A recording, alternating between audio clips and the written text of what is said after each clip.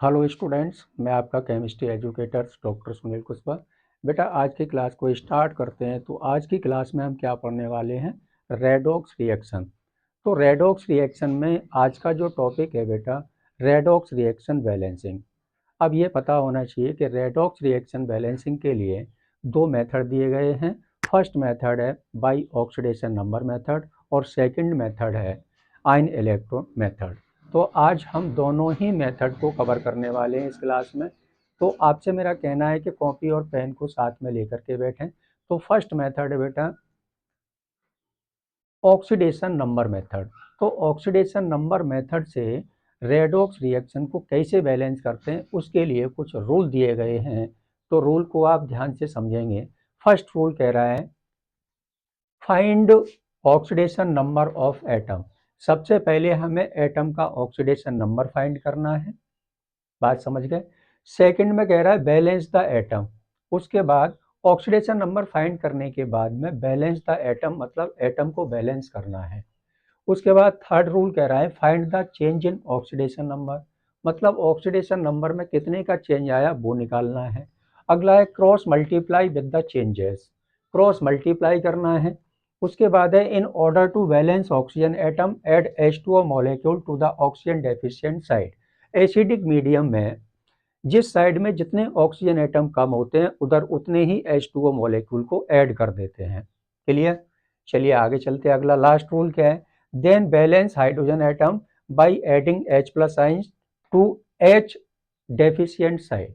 जिस साइड में मीन्स ये हो गया कि जिस साइड में जितने हाइड्रोजन एटम कम होते हैं उस साइड में उतने ही H प्लस आयन को ऐड कर दिया जाता है। तो एक एग्जाम्पल से ये सभी रूल्स हम अप्लाई करते हैं। तो एक एग्जाम्पल लेते हैं। रिएक्शन लिख रखी है बेटा, एसिडिक मीडियम की रिएक्शन है Cr2O7 2 negative plus C2O4 2 negative और एरो Cr3 पॉजिटिव और प्लस CO2। ये रिएक्शन गिवन है। दिख रहा है इधर? नहीं दिख रहा है, चलो इधर नीचे कर देता हूँ इसको मैं ना। Cr2O7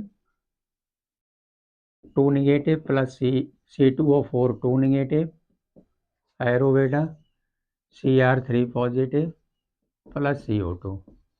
ये रिएक्शन गिवन है और एसिडिक मीडियम की रिएक्शन है। किस मीडियम की रिएक्शन है सर? एसिडिक मीडियम की रिएक्शन है। सबसे पहले रूल क्या कह रहा है, रूल को समझिए आप। अब इसमें सारे रूल्स हमें अप्लाई करने हैं। पहला रूल क्या है? Find oxidation number of atom. मतलब मोस्टली हम सेंट्रल एटम को लेके चलेंगे यहाँ पर। तो find oxidation number of atom, atom का ऑक्सीडेशन नंबर मुझे फाइंड करना है। देखो Cr2O7, Cr की ऑक्सीडेशन नंबर इधर हमें फाइंड करनी है। इसमें कार्बन की ऑक्सीडेशन नंबर फाइंड करनी है, इधर Cr की और इधर कार्बन की ऑक्सीडेशन नंबर फाइंड करनी है। तो इसमें बेटा इस Cr की अगर ऑक्सीडेशन नंबर हम फाइंड करेंगे तो 7 का डबल 14, 14 में से 2 माइनस कर दो 12 हो गया और 12 में 2 का डिवाइड दे दो तो +6। इसकी ऑक्सीडेशन नंबर आ गई +6। इसकी फाइंड करेंगे तो इसकी आएगी बेटा 4 का डबल 8, 8 माइनस 2 मतलब 6 प्लस 3 आएगी इसकी। इधर चेक कर लो। इसकी तो रियल क्या है, इसकी रियल ऑक्सीडेशन नंबर दिख रही है। रियल मीन्स ये होता है बेटा कि जो उसको हमें इमेजिन नहीं करना पड़ता है, मतलब दिख रही है, स्पष्ट दिख रही है कितनी ऑक्सीडेशन नंबर है इसकी। 3 पॉजिटिव चार्ज है तो इसकी ऑक्सीडेशन नंबर +3 हो गई। इसमें CO2 में कार्बन की अगर निकालेंगे तो 2 का डबल 4 हो गया तो +4 आएगी सर।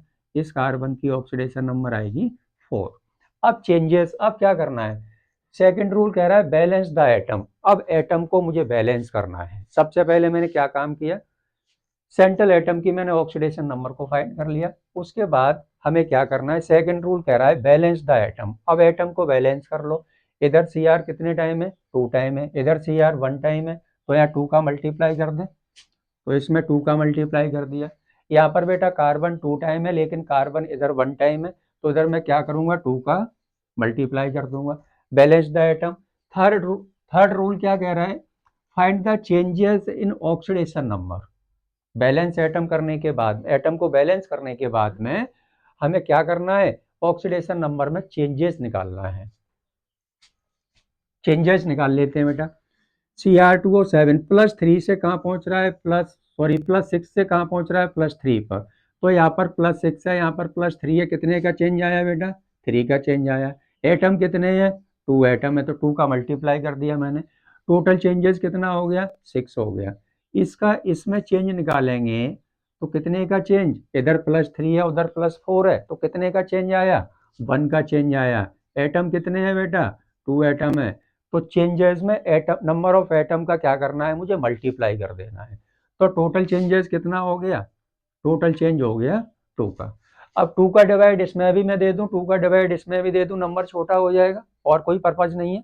नंबर छोटा करने के लिए मैंने इसमें 2 का डिवाइड दे दिया बेटा, इसमें भी 2 का डिवाइड दे दिया, तो ये आ गया 3, टोटल चेंज आ गया 3, और इसका चेंज आ गया बेटा 1।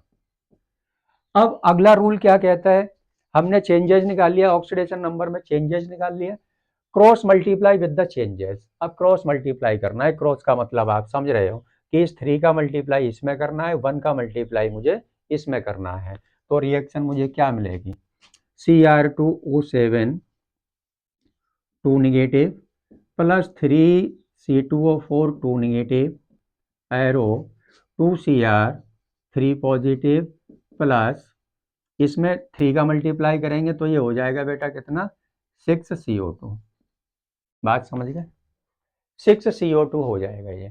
3 का डबल कितना हो जाएगा, 3 का डबल 6 हो जाएगा, 6CO2 हो जाएगा। अब क्या करना है, अब इसके बाद मुझे बैलेंस करना है ऑक्सीजन एटम को।